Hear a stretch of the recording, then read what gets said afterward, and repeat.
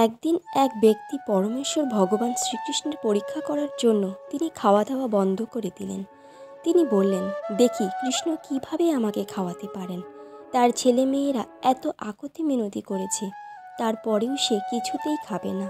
তার মুখে একটাই কথা, দেখি কৃষ্ণ কিভাবে আমাকে খাওয়াতে পারে। বাড়ি ছেড়ে জঙ্গলে এক জায়গায় বসে বসে বলছে, আমি খাবো না, খাবো না। হঠাৎ এক বাঘ এসে এমন তাড়া দিল, এক দৌড়ে একদম এক গাছের ওপর উঠে পড়ল। সেখানে বসেও একই কথা, আমি খাবো না, খাবো না।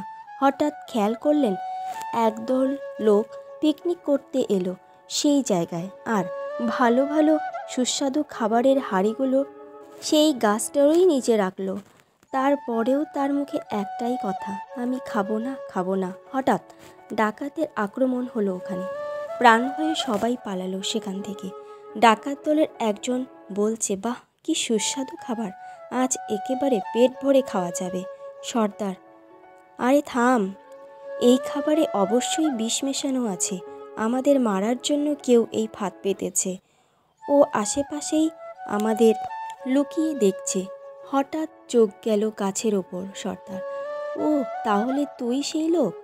ওকে গাছ থেকে জোর করে নামিয়ে বলা হলো, তুই আগে খাবি, তারপর আমরা খাবো। মরলে তুই আগে মরবি।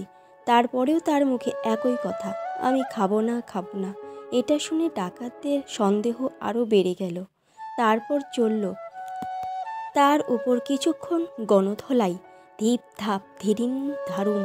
তখন সে খেতে বাধ্য হলেন আর বললেন, হে কৃষ্ণ, তুমি চাইলে কত দিক দিয়ে খাওয়াতে পারো।